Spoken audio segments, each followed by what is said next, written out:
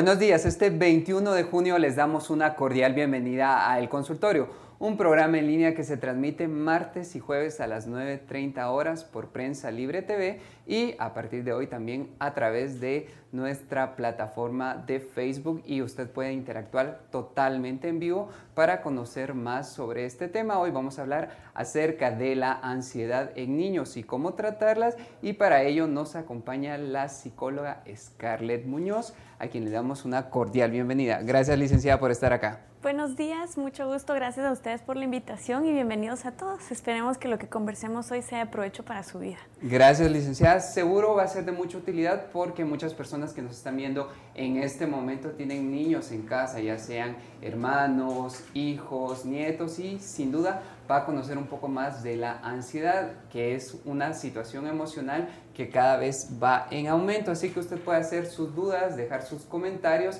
a través de las diversas plataformas. Puede interactuar con nosotros en Facebook durante esta transmisión en vivo, o también puede hacerlo por Twitter con el hashtag ElConsultorioPL, porque en breves instantes nuestra invitada las responderá. Así que, licenciada Muñoz, me gustaría que usted nos explicara a mí y a toda la audiencia que nos está viendo en este momento qué es la ansiedad, cómo podemos definirla. La ansiedad es un estado de la mente donde la característica principal es una angustia, la preocupación, y en los niños se puede mostrar con mucha inquietud. Niños que tienen mucha dificultad para estar tranquilos, calmados, y más bien se les puede notar muy nerviosos, preocupados, y con mucha facilidad pues experimentan emociones negativas y son intensas. Entonces, la ansiedad podría ser pues esta característica de la mente donde el niño ya empieza a experimentar malestar. No es una sensación positiva, sino es bastante desagradable tanto en adultos como en niños. Y en este caso, ¿nos podría decir cuáles son los estados emocionales o mentales que podríamos relacionar con la ansiedad? Por ejemplo, el estrés, las tensiones diarias, las preocupaciones. ¿Cuáles serían esos estados emocionales que usted relacionaría con la ansiedad? Pues los estados emocionales sí tienen que ver con emociones negativas. En caso de niños hay bastante temor y preocupación. Son niños muy preocupados y que les preocupa mucho pequeños detalles, pequeñas cuestiones que otros niños habitualmente no se fijarían o no notarían. Otra cuestión emocional que puedo mencionar, además de la preocupación, es el miedo. Son bastante temerosos y sí hay características de estrés, de angustia, y generalmente hay una anticipación negativa. Dentro de esto hay un teórico que nos menciona que tienen 3 estilos de pensamiento para que los logremos identificar. Tienen una visión de sí mismos vulnerables, o sea, ellos pueden sufrir, ellos la pueden pasar mal y tienen poca seguridad en sí mismos. Tienen una visión del mundo como amenazante. El contexto, mi entorno, el colegio, a mi alrededor son alguna amenaza para mí, ya sea porque el profesor me exige mucho, porque mis papás me pueden regañar, pero son una amenaza al entorno, y el futuro lo ven incontrolable. Creen que en el futuro las cosas no podrían necesariamente mejorar, sino más bien empiezan a pensar que pueden empeorar, o no le tienen ninguna esperanza que las cosas podrían salir mejor para más adelante con ellos. Licenciada Muñoz, más adelante vamos a responder a todas las personas que están interactuando a través de las redes sociales, específicamente en el Facebook, en nuestra transmisión indirecta. Vamos a responder sus dudas, pero antes de eso queremos dejar una base para que ustedes entiendan más sobre este tipo de condición. Nos gustaría saber desde qué edad los niños podrían empezar a transmitir esa ansiedad que usted nos menciona. Pues desde muy corta edad, desde antes de los 7 años ya podemos empezar a ver niños que tienen demasiado temor, que la preocupación y la angustia no la experimentan como comúnmente podemos observar un niño. Tengo temor, quizá hay llanto, pero con el consuelo de un adulto resuelve el problema, resuelve la forma como lo está viendo y siente calma. Los niños que ya empiezan a expresar algunas características de ansiedad, desde muy pequeños pueden incluso experimentar, por ejemplo, lo que llamamos ansiedad por separación, que esto lo presentan principalmente niños menores de 7 años y tienen este temor y esa angustia de separarse del cuidador principal, que en la mayoría de casos es la madre, ¿verdad? Pero más avanzados en la edad, también lo pueden experimentar niños de 7 años hacia arriba, y hay otros problemas de ansiedad, como por ejemplo ansiedad generalizada, fobias, que también en la infancia son bastante peculiar que aparezcan. aparezcan y que se inicien los miedos y que un temor dé lugar a que aparezca una fobia mayor, un miedo más irracional. Y bueno, en adolescentes generalmente lo más común es la ansiedad generalizada, lo que se presenta que ya es una preocupación en general, me anticipo de forma negativa ante todo, y generalmente ante esta preocupación tan general, los adolescentes empiezan a experimentar aparición de algunos otros malestares, como manejar altos niveles de estrés, problemas de espalda o problemas estomacales. Licenciada, usted ya nos dio algunos rasgos muy generales de cómo los niños o adolescentes van a manifestar esa ansiedad. ¿Podría ser un poco más específica para que los padres de familia o las personas que nos están viendo en este momento entiendan un poco? Porque luego voy a pasar a las preguntas de las personas y usted me va a entender cuáles serían esas maneras en las que los niños o adolescentes van a reflejar la ansiedad.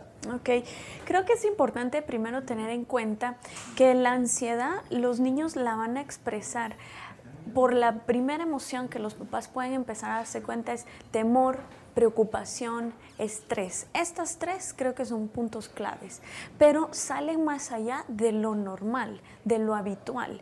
También son niños con una característica como muy perfeccionistas. La responsabilidad la llevan al punto en que ya no confían en sí mismos y son tan exigentes que una tarea puede ser que la repitan una, otra y otra vez hasta que salga según las expectativas que tenían en su mente, que ahí es donde estamos hablando en el tema del perfeccionismo. También son niños, cuando ya estamos hablando de un problema de ansiedad, que empiezan a tener problemas de peso, problemas en el sueño, en cualquiera de estos dos, o de apetito, puede ser que haya un aumento o que disminuya, pero sale de lo normal que un niño pues tiene deseos de comer, tiene deseos de dormir. En la ansiedad generalmente el sueño puede disminuir, por ejemplo, y con tal de terminar la tarea a ese nivel de perfección que se exigen, pues pueden parar en no dormir y no conciliar sueño en la noche. Tal vez otros síntomas que pueden ser útiles es que empiezan a verse con dificultades en sus interacciones sociales y también con dificultades en casa, porque se caracteriza por un estado de ánimo irritable. Eso significa que con mucha facilidad va a ir hacia el enojo rápidamente o se va a ir hacia el miedo, hacia el estrés de una forma muy intensa y se mantienen con cierto mal humor constantemente. Ahí creo que ya menciono algunos síntomas, pero previo a eso sí me gustaría hacer una aclaración importante para los padres de familia. Si tienen sospechas de que su hijo está teniendo dificultades, es importante que no lo diagnostiquen ellos. Esto siempre lo debe de hacer un profesional, que hará evaluaciones que son necesarias y pertinentes para el diagnóstico del niño. Pero estos síntomas sí ya podrían servir como señales de alerta. Y para que el padre busque ayuda. Exactamente. Licenciada Muñoz, ahora vamos a pasar así brevemente a responder algunas preguntas de las personas. Vamos a empezar a responder a Dorita, agradecemos su comunicación, y también a Charlie Méndez Pérez. Ellos coinciden porque dicen que Dorita tiene una hija de 8 años y Charlie tiene un sobrino de 8 años. Y ellos comentan que se enojan con facilidad estos niños. Realmente el enojo que ellos demuestran es evidente y no saben qué hacer. ¿Qué les podría recomendar? Pues miren, las emociones es algo que los padres de alguna forma solamente modelan, pero no enseñamos mucho a nuestros hijos sobre cómo manejar las emociones. Entonces, yo a ellos les puedo recomendar que pueden leer, y hoy en día hay mucha información del control del enojo y cómo manejarlo. Pero ya para tener ellos algunas herramientas, sí sería útil que ellos con sus sobrinos o con su hija empiecen a enseñarles a tener autorregulación, que eso los adultos lo hacemos calmándonos a través de la respiración, cambio mi pensamiento, me distraigo. Son estrategias muy saludables y también son útiles con niños. Con niños les diré, en lo personal, la que considero la más eficiente es la distracción. A los niños les es muy sencillo distraerse con facilidad y regular la respuesta a la de la emoción. Y el enojo puede ser una emoción que ustedes pueden enseñar a sus hijos a controlarlo a través de herramientas de distráete y después vemos qué pasó y se resuelve. Licenciada, nos están preguntando quién es el experto más adecuado para tratar la ansiedad. En el caso de que un padre ya haya identificado las señales de alerta que usted nos está mencionando, ¿con quién podemos acudir? Hay dos profesionales que abordan los casos. Está el médico psiquiatra y la psicóloga o el psicólogo clínico. Ambos están capacitados para trabajar la ansiedad en diferentes vías. Los tratamientos combinados de medicamento y psicoterapia son los más eficientes a corto, mediano y largo plazo, pero tienen que ir enlazados de los dos, terapia y medicamento. Porque les presento una analogía para que ustedes entiendan. El medicamento resuelve la parte química que está alterada, la parte física, y la terapia va a resolver el estilo de pensar de esa persona para prevenir que eso vuelva a aparecer. Y así el medicamento ayuda a mantener la respuesta emocional controlada y el poco a poco ir a hacer cambios en el pensamiento, en cómo resuelvo los problemas, tener más seguridad en mí mismo, pues haré que eso no vuelva a presentarse. Así que la terapia psicológica ya está enfocada en ayudar a prevenir que vuelva a aparecer. Licenciada Muñoz, una última pregunta antes de irnos a la pausa, que se repite en muchos de los comentarios que están dejando a través de la transmisión en directa de Facebook que estamos haciendo en este momento. Nos comentan que muchos niños se empiezan a comer las uñas, y si nos preguntan que ese puede ser un síntoma de la ansiedad, sí o no, o qué hacer. También hay una persona que nos menciona que su hijo mastica o muerde los tapones de los lapiceros, entonces si eso puede ser un síntoma de la ansiedad.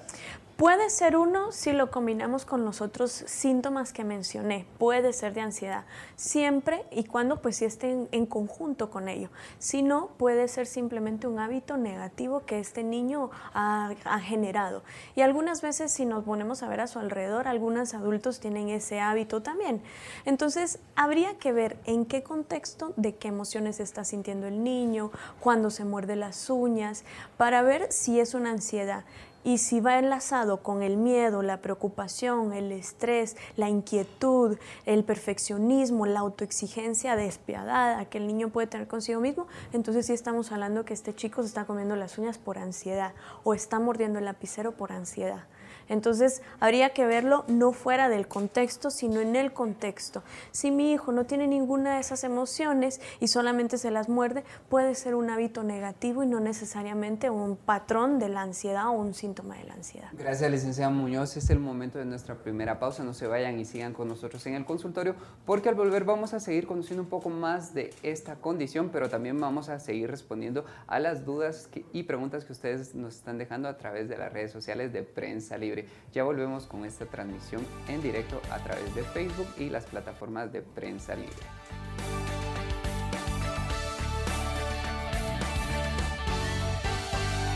Si ignoras lo que sucede en el país, nunca serás libre. Pero si realmente quieres ser libre, lee, investiga, piensa.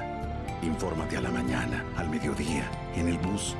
Y si no has empezado o sientes que no es para ti, entiende que ser libre no tiene edad ni condición social. Es por eso que soy prensa, soy libre. Prensa Libre, un periodismo que evoluciona.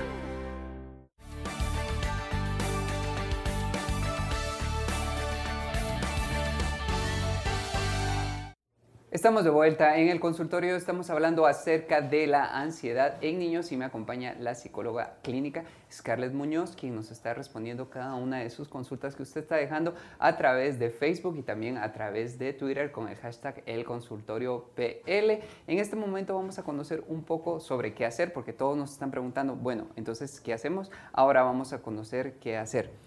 Licenciada, antes de saber qué hacer, ¿qué pasa si nosotros identificamos esas señales de alerta que usted nos mencionó y no buscamos ayuda o no las tratamos?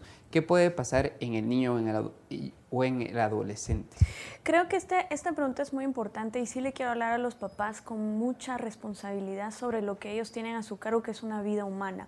Los niños que no tienen el tratamiento adecuado, el diagnóstico adecuado, tienden a desarrollar otros problemas de la mente aún mayores.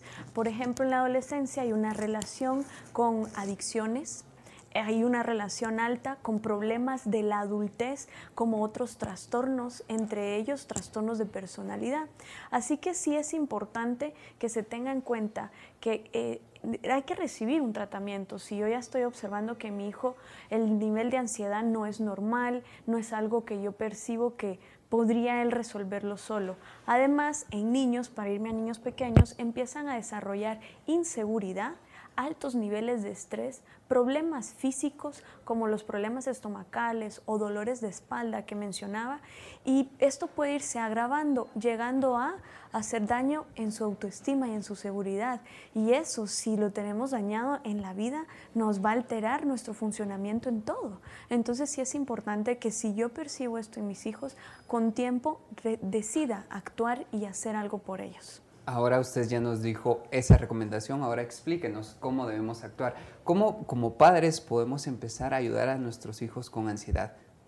Pues bueno, yo creo que un punto importante sería el prevenir el que llegue a un trastorno de ansiedad. Esto se puede desarrollar reflexionando si como padre mi estilo de crianza es muy crítico y soy demasiado exigente, y generalmente el error lo veo como algo negativo.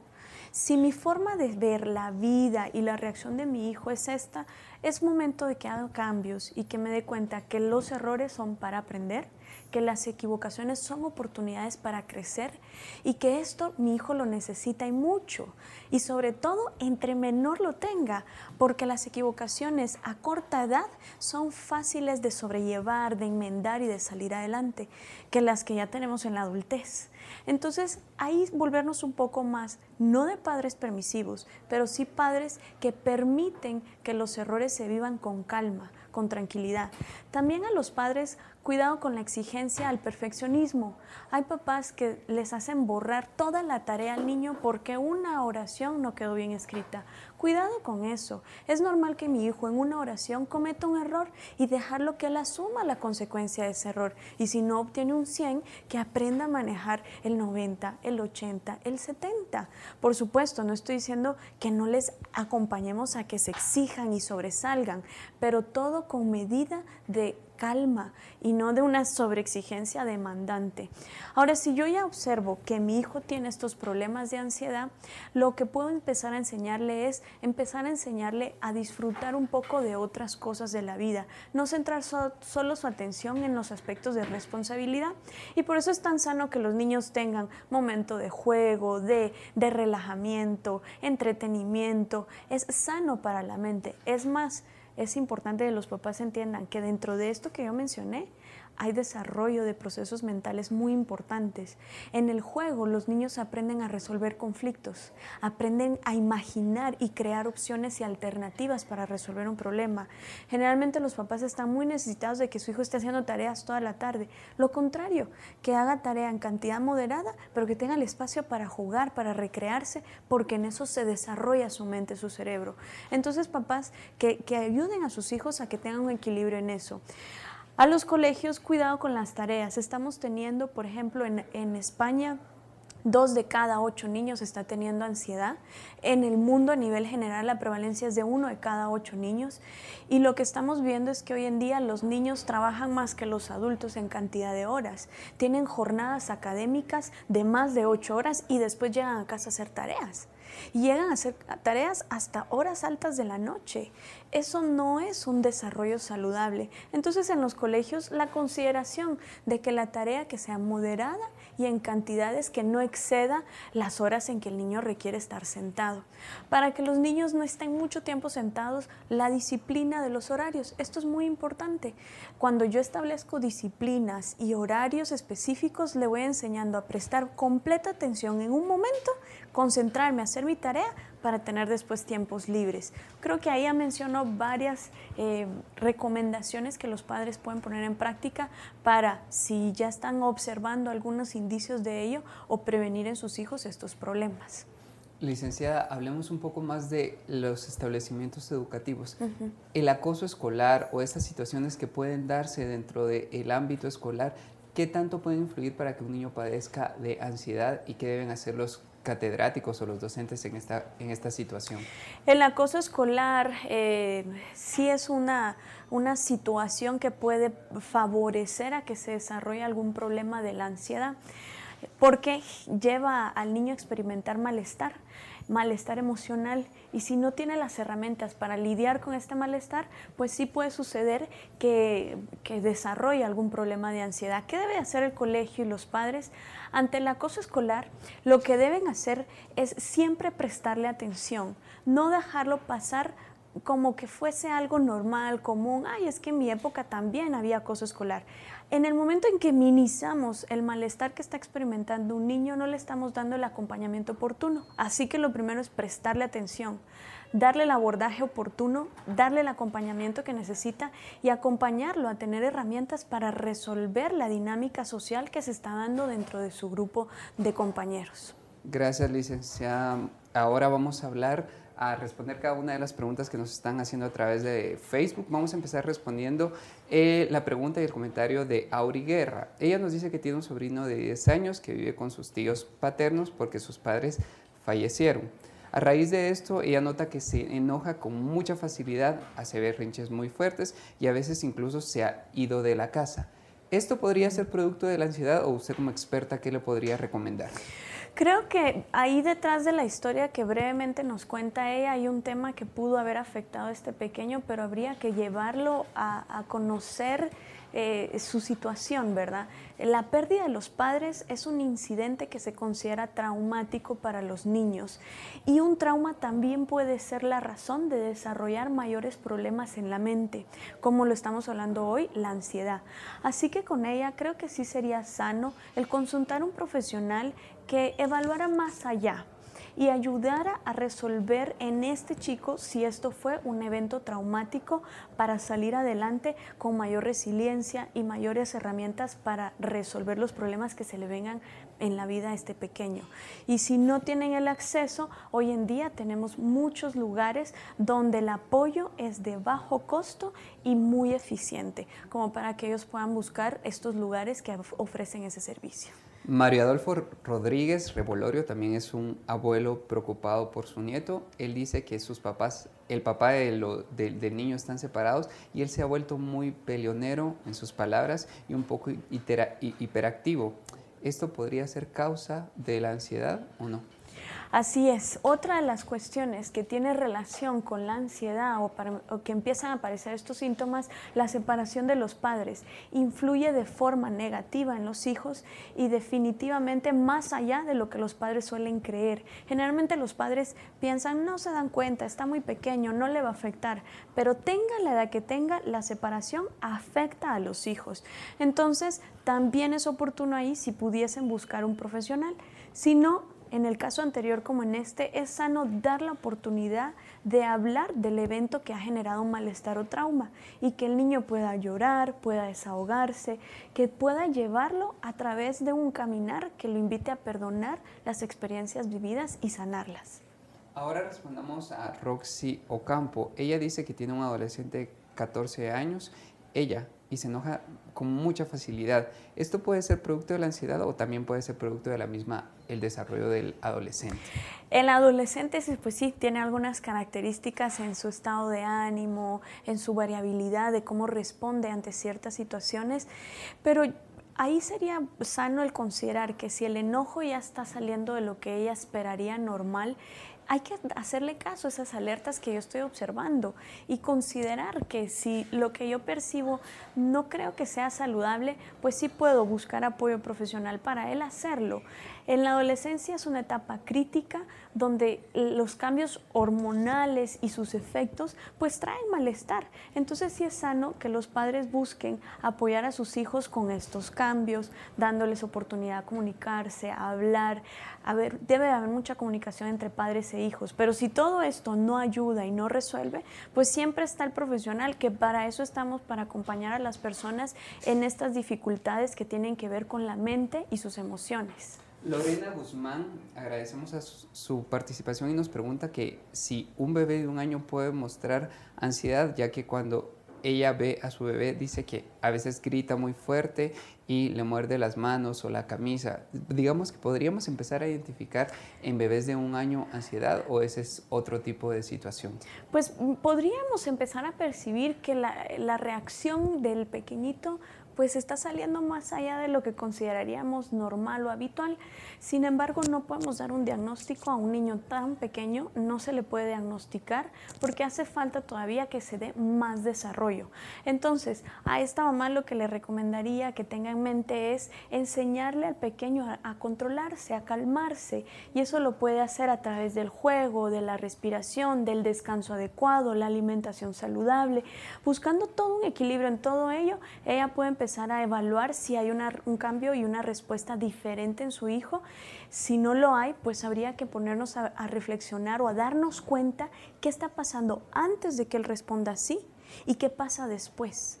Eso antecedente, la conducta o la emoción y el después, generalmente es donde nos permite hacer un cambio, ya sea en el antecedente, que puede ser que mamá habla en voz alta, regaña o está de mal humor, podría ser el antecedente, o cuando se le quita algo que él quiere. Entonces, ¿qué pasa después? Lo regaño, le grito o le enseño a calmarse y a controlarse, pero no le doy lo que el niño demanda o exige. Entonces, ese análisis puede ayudarle a ella, pero a tan corta edad no se puede hacer un diagnóstico de un problema de ansiedad, de un trastorno. Ahora ya para ir finalizando, me gustaría que nos respondiera una pregunta bastante interesante. Loresina Sanz Martínez nos pregunta que su nene de 10 años fue diagnosticado con síndrome de Asperger, pero no sabe si este síndrome tiene mucho que ver con la ansiedad que él proyecta. El síndrome de Asperger es otro diagnóstico que sale de los trastornos de ansiedad y tiene que ver con un trastorno que tiene otras características y dentro de ellos hay ansiedad, dentro de las características del diagnóstico de Asperger. Así que ella, por favor, sí debe de ir lo más pronto posible con un profesional para que le dé el acompañamiento que le tiene que dar a su hijo a largo plazo. Los tratamientos para este diagnóstico, estamos hablando que son tratamientos a largo plazo y dentro de ellos, en el tratamiento se le enseñará el manejo de ansiedad, tanto al niño como a los padres, cómo acompañarlo en ello. Licenciada Muñoz, nos están preguntando varias personas si el hecho de que su hijo todavía se orine en la cama puede ser alguna señal de que algo está pasando mal y que probablemente tienen ansiedad, o eso también puede ser condición de algo físico. Pues cuando los niños se orinan en cama es importante hacer la pregunta de ¿alguna vez dejó de orinarse y volvió a hacerlo? O hacernos la pregunta si no ha aprendido a controlar el esfínter. Son dos escenarios diferentes. Si el niño no ha aprendido a controlar el esfínter, no estaríamos hablando de alguna cuestión que tenga que ver con ansiedad, sino estamos hablando que hace falta estrategias diversas y diferentes a las intentadas para enseñarle a controlar el esfínter de noche, de mañana y el esfínter urinario como el esfínter en control de las heces. Ahora, cuando estamos hablando de que dejó de orinarse y pasó un plazo de tiempo con control de su esfínter y después apareció sin controlarlo, sí ya estamos hablando que esto ya no es lo esperado. Y aquí podría ser que algún evento de cambio o traumático o negativo para el niño haga aparecer este problema. Este problema en psicología lleva un diagnóstico y se llama enuresis y debe de llevar un tratamiento para que pueda resolverse. Ahora sí, la última pregunta que acaba de entrar para José Masgal. Él nos pregunta qué hacer si su hijo no quiere dormirse en su habitación. ¿El trastorno del sueño es parte de los síntomas de la ansiedad? Sí se ve afectado el sueño en la ansiedad, pero que él no quiera dormirse no necesariamente es un trastorno de ansiedad. Habría que evaluar qué es lo que está sucediendo. Generalmente los niños tienen muchos temores y entre menores somos los seres humanos, mayores miedos hay y la mente tiene menos herramientas racionales para resolver el miedo. Para que lo entiendan, un adulto si escucha un ruido se va a su ruta racional y dice, es que hay mucho viento o está lloviendo. El niño no tiene esa destreza aún desarrollada, entonces él se quedará con que hay un ruido. Y si el ruido estimulado bajo ideas del colegio y lo que dicen sus compañeros o ideas de cosas que ha visto en el televisor o historias que escucha en la familia que hablan de fantasmas o de muertos, el niño definitivamente puede empezar a experimentar miedo. El miedo es uno de los factores por los cuales los niños a veces no quieren dormir solos en cama y hay que enseñarles a manejar los temores y a motivarlos a que ellos pueden controlar el miedo, ser valientes y pueden dormir en cama. Pero ahí sí se requiere disciplina de los papás. paz y no caer en que, bueno, una noche, otra noche, y al final no se le enseñó a dormir en cama por sí mismo, ¿verdad? Y a desarrollar la valentía ante el miedo que podría estar presentando, si fuese el miedo el factor. Algunas veces tiene que ver con dinámica familiar, pero bueno. Ese digamos que podría ser otro tema, pero llegamos al final de nuestro programa. Gracias, licenciada Scarlett Muñoz, por haber venido, por cada una de sus respuestas y por haberse tomado el tiempo de responder a todas las personas que interactuaron a través de la transmisión en vivo de Facebook de nuestra fanpage de Prensa Libre. Les agradecemos también a ustedes por sintonizarnos. Sabemos que ustedes se quedaron con muchas dudas, con muchas consultas, pero no se preocupen. Si usted quiere contactar a nuestra invitada del día de hoy, puede hacerlo a través de las formas de contacto que van a aparecer en su pantalla en este momento, y les recordamos que si desea volver a ver esta transmisión de este programa, lo puede hacer a través de Prensa Libre TV. Para todas aquellas personas que entraron un poquito tarde y nos estaban preguntando por qué sus hijos se comían las uñas, pues esa es una pregunta que respondimos al principio del programa y usted puede verlo a través de Prensa Libre TV en el consultorio, así que gracias a ustedes por sintonizarnos. Les recordamos que pueden leer el resumen de este consultorio en la edición impresa de Prensa Libre mañana. El consultorio es un programa que Prensa Libre TV y ahora la transmisión directa en Facebook lo hacemos martes y jueves a las 9:30 horas. Hasta la próxima.